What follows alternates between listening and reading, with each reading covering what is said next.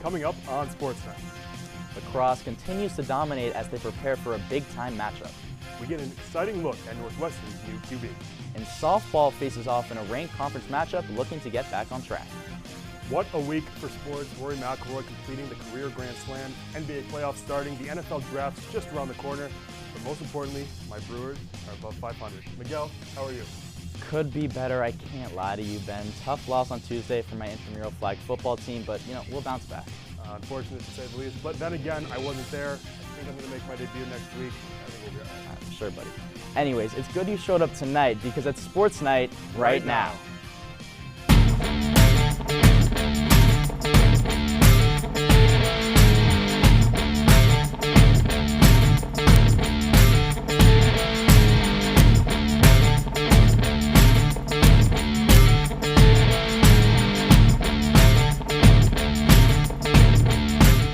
Welcome into Sports Night. I'm Ben Wajerski. He's Miguel Muñoz, and we've got a phenomenal show for you tonight. That's right, Ben. I've been dreaming of this a long time. A show with the two of us is long overdue. On the docket, spring football, tennis, and a couple diamond sports. But we start tonight with some action on the lakeside with the Lake Show. Northwestern lacrosse started their week by welcoming Oregon to Evanston. They hope to keep the party going at home and extend their perfect Big Ten record. Women's lacrosse went to the Lakeside Field on Sunday afternoon for a duck hunt against Oregon. 12 minutes into the first quarter, Nikki Miles passes to Riley Campbell, who finds Maddie Taylor, looks to shoot, but she passes it to junior Lucy Monroe, who scores immediately with the Cats up by 2. Senior Emerson Bowleg flying down the field. 4 minutes later, she pulls the defense right, opens the lane to the left of the goalie, and gets it in as the Cats go up 5-0. Free possession for Taylor in the second quarter. She's done it a dozen times this year. She's done it once more. Taylor widens the gap even further. Now here, Ducks defender Preston Stone tripped over herself here. Miles scoops it up for Northwestern. She passes to Taylor. She's unopposed. Bottom left. Northwestern enters the half up 17-5. Skipping ahead to the fourth quarter, Liv Kozitsa passes the ball to Anna Simmer. She gets it to Rachel Palo. Goalie Delana Schweitzer cannot get in front of it as Oregon tries to stay in the game. A little later, Palo scores again, but it would be too little, too late. The Cats ultimately come away with the victory, 19-10. Maddie Taylor pushed her season goal tally to 71 following her 7-goal first half.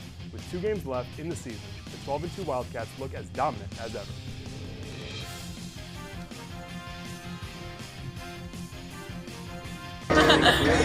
Under their belt, Northwestern lacrosse has a huge game against Michigan right now. Live at the scene, we've got Gabby Agosi and crew to tell us more. To take on Michigan lacrosse tonight in Chicago's Lacrosse Night. There's no better stadium or place to do it, actually. Northwestern coming off a big win against Oregon this past Sunday, and additionally Michigan also coming off a big game and win against number 4 ranked Johns Hopkins. Their goalie, their players have done an electric job of really coming back here in the season and putting things together, and tonight's matchup is just going to be nothing less than electric. We've got an amazing crowd out here, a sea of purple to say the least, a line out the doors to still come in here, vendors, food trucks. There's so much to be looking forward to as lacrosse takes over the Midwest and as Northwestern lacrosse looks to make a statement here tonight on the field. More specifically, in some news today, Maddie Taylor and Sammy White have been named to the top 25 T-Wharton list for the award. Additionally, on Michigan side, Jill Smith and Aaron O'Grady have been named to that list. So definitely some players to look out for tonight and a lot to look forward to as Michigan and Northwestern both have a lot of history out here in the field. We are about 30 minutes away from the first draw, so definitely looking forward to things here. Thanks, Gabby. Make sure to tune in to the Lake Show as they look to continue this season the right way with just 2 more games left on the regular season schedule. Even though it's April, it's never too early to talk football. We'll head over to the gridiron on the other side of the break.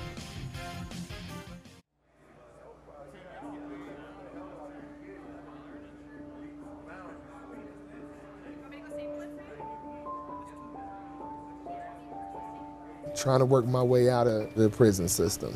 was the most difficult challenge of my life. It only became tangible once I became a Northwestern student.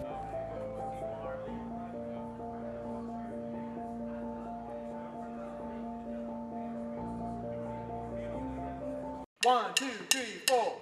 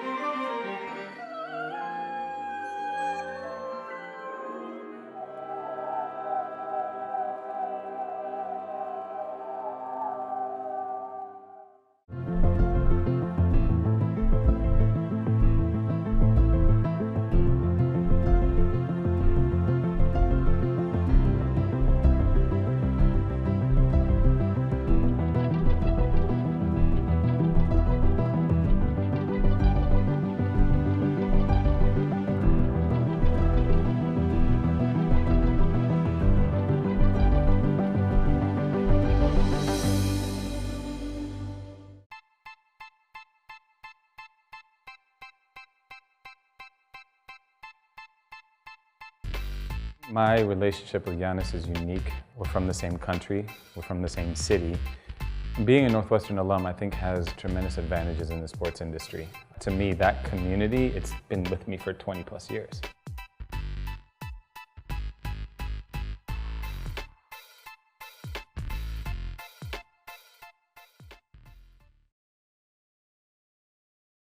And we're back. Ben, the draft is coming up next week. Who do you think is going number 1? I don't know, man. I'm just excited that it's going to be held in Green Bay. I mean, Vince Lombardi, Lambeau, greatest franchise in American sports. What about you, Miggy? Who do you see? Who are you excited for? I mean, Cam Ward's getting all this hype, but to be honest with you, I couldn't care less. It's Preston Stone season. Preston Stone season indeed. The redshirt junior transferred from SMU to Northwestern last December and is hoping for a fresh start after a disappointing season with the Mustangs. Our very own Anna Watson has the story. Upon first glance, you might think I have nothing in common with a Big Ten football player. I'm only 5'7", I can't run a mile without my inhaler, and I haven't played in organized sports since high school. But after speaking with graduate student quarterback Preston Stone, it seems we do have one thing in common. We both left the warmth of the South to brave the Chicago winter. What did you think of the Midwest winter you went through this year? It was pretty tough, I'm not going to lie. Thank God for this indoor facility we have. It certainly wasn't the freezing temperatures that convinced Stone, the former SMU quarterback, to transfer to Northwestern. In the midst of the Mustangs' run to the college football playoff, Stone announced his decision to enter the portal with 1 year of eligibility remaining. And while balancing finals, playoff preparations, and talking to different teams, there was just one coach who stood out. When I spoke with Coach Braun, there was just a level of belief and kind of desire to get me here that was different than everyone else. And once I stepped on campus and got to meet the staff, meet some of the leaders on the team, I knew this was going to be home. Stone brings a lot of experience to a relatively young Northwestern quarterback room. Making the most of his opportunities in 2023, Stone started 12 games, winning 10, and threw for over 3,000 passing yards and 28 touchdowns. But at the end of that year, he broke his leg, and in August, he struggled to refine that footing. Now in Evanston, his new offensive coordinator, Zach Lujan, is impressed by what he's seen. We had our leadership teams pick who the offseason teams are going to be. He was the first overall pick, and I think it just speaks to the way he's come in and just put his head down and work his ass off from day one. From SMU, Stone is taking his ability to put the ball in his receivers' hands, but he's also bringing the knowledge that individual success comes from the team, and that's something he feels rings true in his new program. You go into this locker room and there's no egos. The most important thing you have to do is buy in, and there's not a lot of me guys, is what we say. Growing up in Dallas and being a few minutes away from his parents at SMU, Stone says coming to Northwestern is like going to college for the first time, but the experience has been an important one. I think it's been huge for my growth as a man, and there's really not a better place in America to come and live and play football. In terms of X's and O's, the Northwestern offense is much more methodical than what Stone knew at SMU. But he says he's been building a great relationship with his new receivers and quarterbacks. That chemistry will come to fruition in late August when the Cats open their season against Tulane. Reporting on Northwestern football, I'm Anna Watson, NNN Sports. Thanks, Anna. Stone had a down year last year, tallying just 421 passing yards and 5 touchdowns after he was sat as the starter. Compared to his stellar 2023 campaign, it was a disappointing season. With Northwestern's own quarterback troubles, Braun and company think Stone can be the guy to get the Cats back to a bowl game. Moving to the Diamond now, Northwestern softball looks to get back onto their usual winning ways as they enter the home stretch of the regular season. Northwestern softball took on Nebraska this past weekend, dropping all 3 of their games in the series. Nebraska got off to a commanding lead in their first game against the Wildcats with this 2-run blast. Going, and the Cats can't get it. It's gone. A long shot from the Cornhuskers. Kaylee Avasado bombs one away to left field for the first Wildcat score in the 3rd inning. Avasado would have a big day of her own on the hitting side and the fielding side, but here's Nebraska junior Jordy Ball putting the exclamation mark on Game 1 with this 3-run home run. The Cornhuskers win 11-1. Big time win from Nebraska. Northwestern looking to bounce back. Kansas Robinson continuing her impressive play with a deep solo home run to center field for the first Northwestern score in Game 2. Kelsey Nader hits one out to shortstop, where she gets thrown out to end the inning. The Cornhuskers would go on to retain their lead, winning the second matchup 10-1. Northwestern locked things up in their 3rd matchup against the Cornhuskers. With 2 outs, Nebraska grounds out to Avasado, who throws a bullet to the first base to retire the side. Big time for Avasado. For their first run of the day in the eventual game winner, Nebraska sophomore Samantha Bland singles to shortstop, advancing ball to second and sending Williams all the way home as she slides in. The Cornhuskers would go on to win 3-0, completing their series sweep against the Wildcats. And you had one final matchup at home against their crosstown rivals, Loyola Chicago. The Cats were hoping to bounce back from a disappointing weekend, and boy, did they. Kaylee Avasado, a moonshot to left to get the party started in the first, and when I say it was a party, I mean it. Signa Dose, first career hit, first career homer, a laser off Welshline Arena to make it 6-0 Cats. Bottom of the 3rd now, Ayanna Lindsay joins the fun. 5 for 38 coming into this one, her first homer since February 9th. Northwestern up by 10. Emma Blay in to close this one out. Riley Owens grounded to short. Donahue to Robinson. And Northwestern gets a statement win to end their 8-game homestand. The 3-run shutout. First shutout win for Riley Gonzalez since March 15th against Michigan State. With only 3 more weekend series remaining in the regular season, the Cats seem to be a lock for the Big Ten tournament. Right now, they currently sit tied for 4th in the conference. 1.5 games back of 3rd spot. If they can string together some wins against Wisconsin and UCLA, they should be in prime position for a deep tournament run. Northwestern fencing took to the mats at USA Fencing's North American Cup in Los Angeles over the weekend. Samantha Serban kicked off the meet with a 20th place finish in Division I women's foil. Later on Friday, Nisha Hill led the way for the Wildcats in Division I women's saber with a 17th place finish.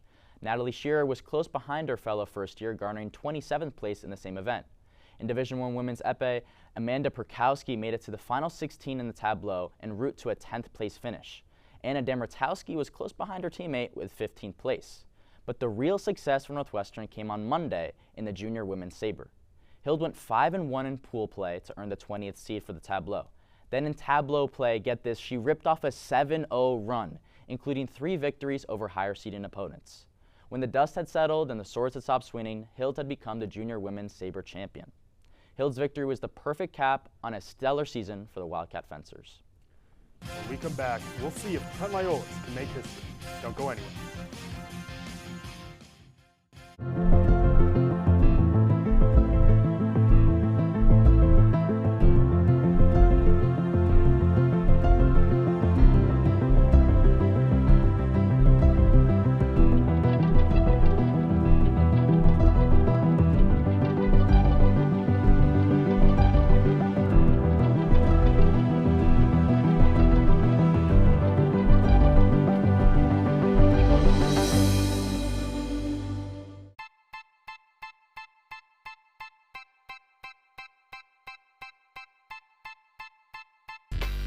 My relationship with Giannis is unique. We're from the same country, we're from the same city.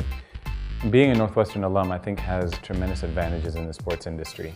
To me, that community, it's been with me for 20 plus years.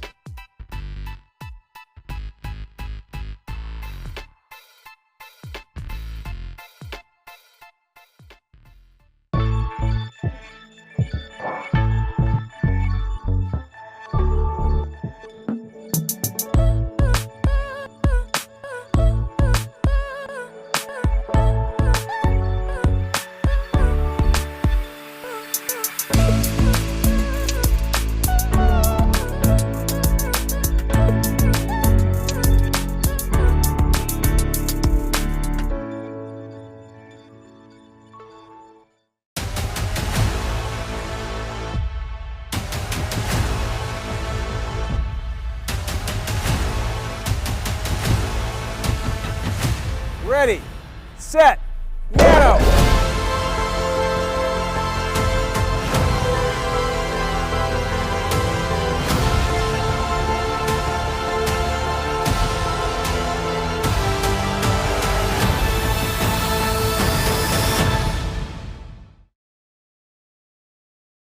Welcome back to Sports Night. Ben, what do we got next? Well, it was a rough go for Northwestern baseball earlier this week. Yeah, to say the least. It looks like Ben Greenspan and the Cats are struggling in their post-Braden Olsen era.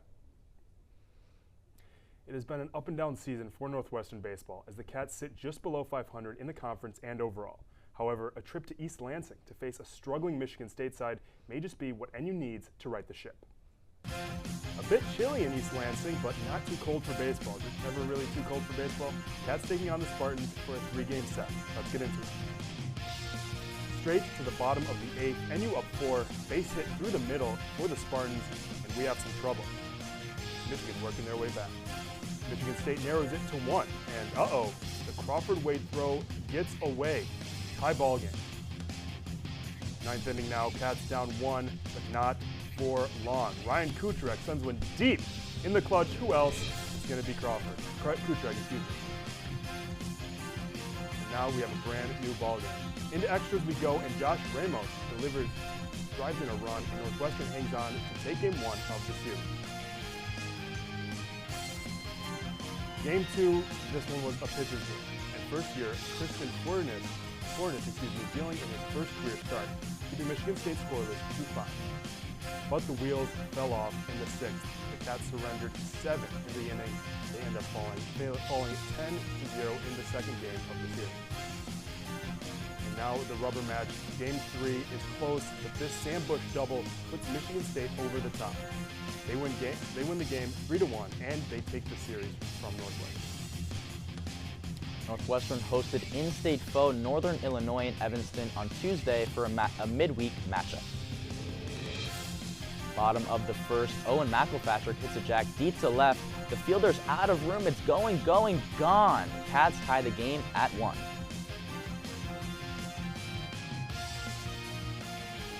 But this game got out of hand quickly. CJ Sepicki absolutely mashes a ball with the bases loaded. Grand slam for the Huskies as they open up a commanding 5-1 lead in the second. You don't see that every day. But the Cats produced a share of their own offense, scoring 11 total runs. But Sepicki's second grand salami of the game in the 7th inning put the cap on the game that had been sealed a long time ago. Look at that score.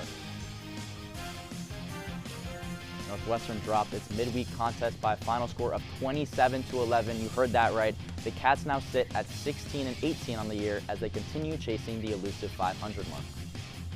Let's hope the Cats have the memory of a goldfish, as it's always best to move on from a tough loss like that one.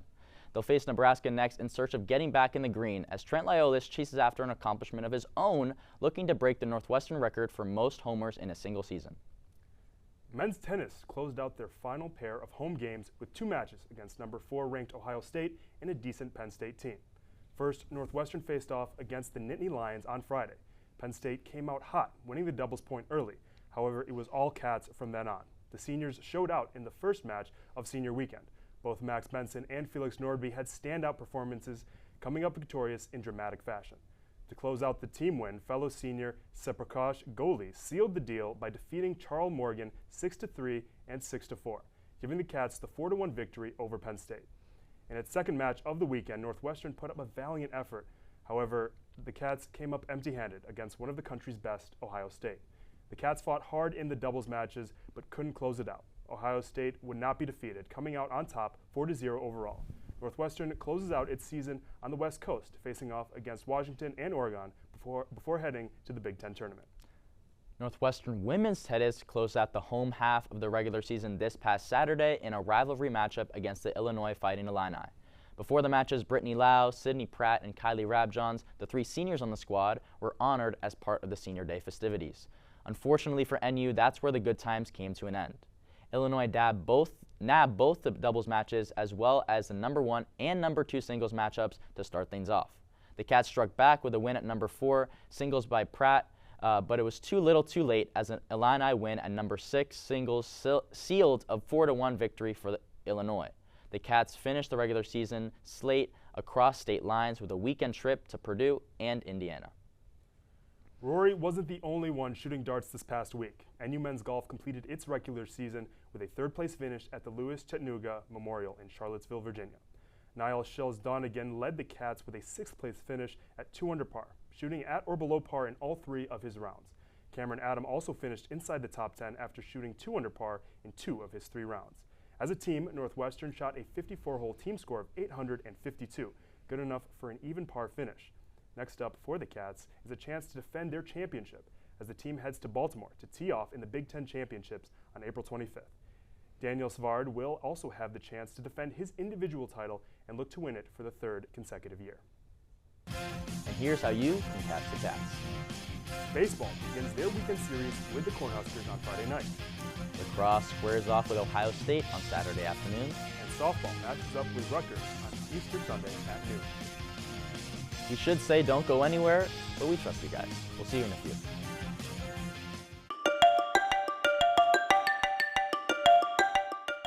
I'm Kelly McEvers, founding host of the NPR podcast Embedded. I'm James Edwards, host of the Unresolved podcast from Frontline. I'm Antonia Cereijido, former senior producer of Anything for Selena podcast and current executive producer at Elias Studios.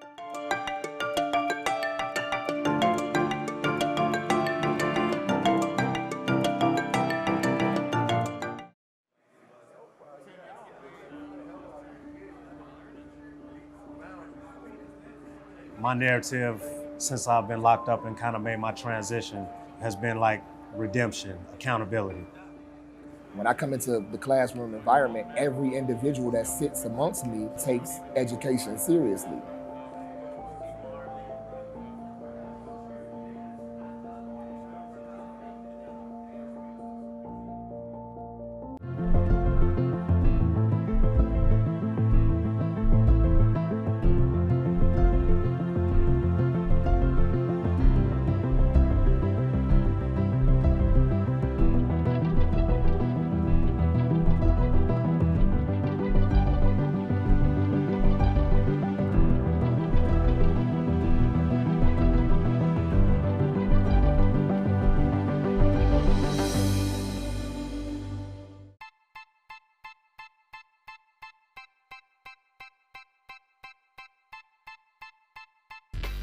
My relationship with Giannis is unique. We're from the same country, we're from the same city. Being a Northwestern alum, I think, has tremendous advantages in the sports industry. To me, that community, it's been with me for 20 plus years.